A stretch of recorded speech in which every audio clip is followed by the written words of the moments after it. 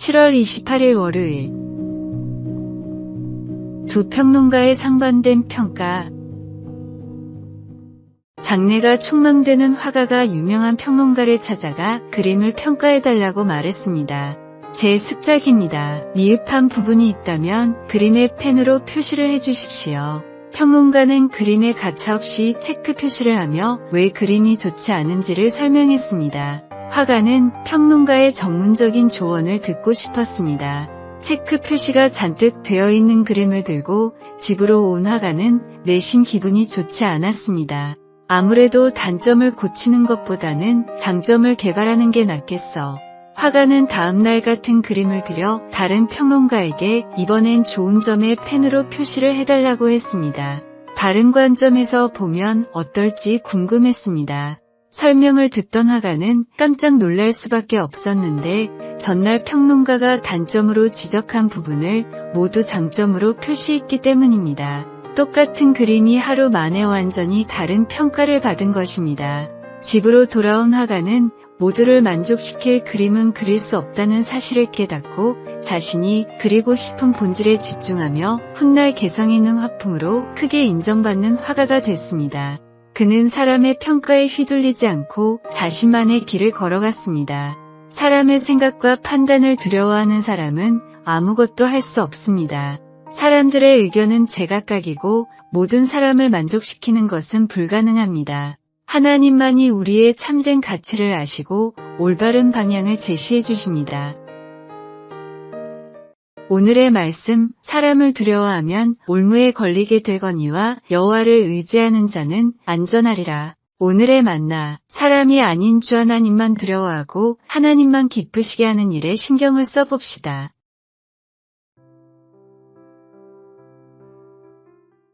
(7월 29일) 화요일. 재정관리가 가져온 변화. 정부에서 연구의 일환으로 무료로 재정관리를 받을 지원자를 모집했습니다.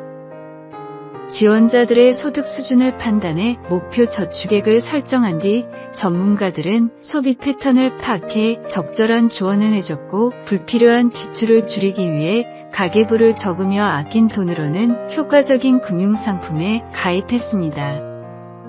체계적이고 과학적인 접근이었습니다. 4개월이 지나자 짧은 기간임에도 지원자들의 재정 상태는 이전보다 훨씬 나아졌습니다. 그런데 재정 상태뿐 아니라 건강 상태도 눈에 띌 정도로 나아지는 현상이 발생했습니다. 재정 관리를 받은 사람들은 술과 담배를 더 적게 소비했는데 흡연자의 경우 흡연량이 50%나 줄었습니다. 커피와 패스트푸드 소비량도 적극 줄어 건강지표들이 좋아졌는데 그 결과는 회사와 학교에서의 생산성 증가로까지 이어졌습니다. 예상치 못한 부가효과였습니다. 전문가들은 참가자들이 돈을 어디에 사용하는지를 파악하면서 자연스레 몸에 나쁜 일들을 하지 않게 됐기 때문이라고 분석했습니다. 가진 돈을 어디에 사용하는지 깨달았을 때 나의 인생이 눈에 보이는 것처럼 주님의 사랑을 깨달았을 때 우리가 가진 것을 어떻게 사용해야 하는지 알게 됩니다. 청지기 의식이 생기면 모든 영역에서 변화가 일어납니다. 오늘의 말씀, 각각 은사를 받은 대로 하나님의 여러 가지 은혜를 맡은 선한 청지기 같이 서로 봉사하라. 오늘의 만나, 주님이 주신 것을 주님이 주신 사명을 위해 사용하는 지혜를 구해봅시다.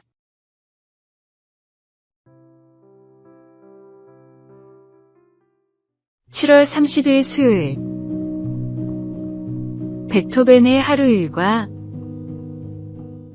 한 음악가의 하루 일과표입니다. 오전 6시 직접 준비한 커피를 마심. 오전 6시 30분 작곡. 오후 2시 30분 점심 식사. 오후 3시 30분 앞보와 연필을 챙겨서 산책. 오후 5시 30분 간단한 식사와 독서, 휴식. 오후 10시 수면. 매우 규칙적이고 단조로워 보이는 일상입니다. 무언가 특이한 점을 발견하셨습니까? 규칙적인 생활의 이 음악가는 위대한 작품을 완성했을까요? 위 일과는 모든 역사상 가장 위대한 음악가 중 한 명인 악성 베토벤의 일과입니다. 베토벤은 별다른 일이 없으면 언제나 위의 일과에 따라 하루를 살았습니다.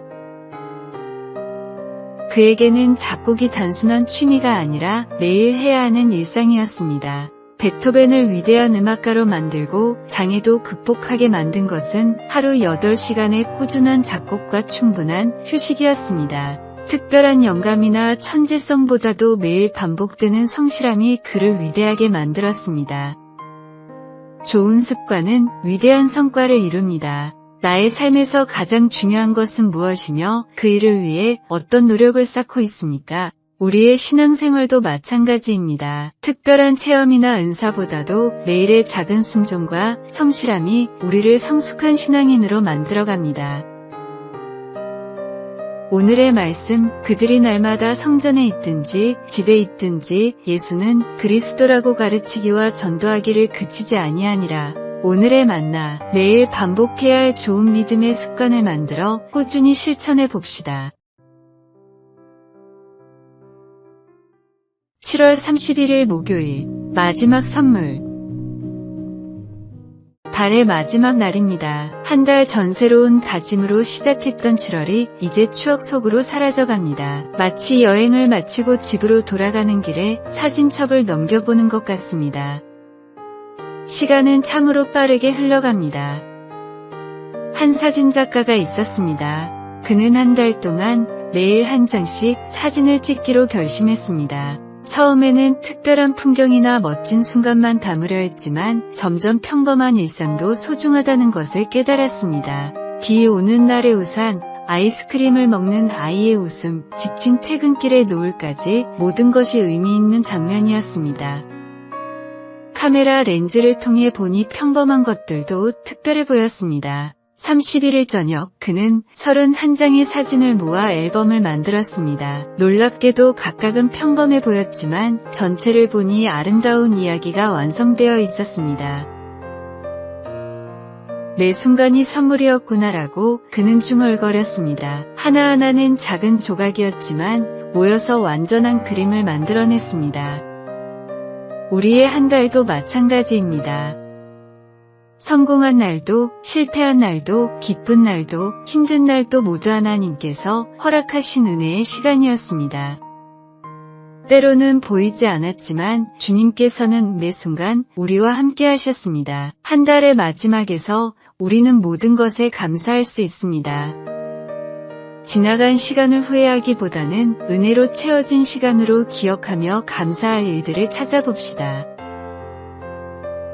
오늘의 말씀, 범사에 감사하라. 이것이 그리스도 예수 안에서 너희를 향하신 하나님의 뜻이니라. 오늘의 만나, 내일부터 시작될 8월을 향해 감사하는 마음으로 한 걸음 더 나아가는 새로운 각오를 다져봅시다.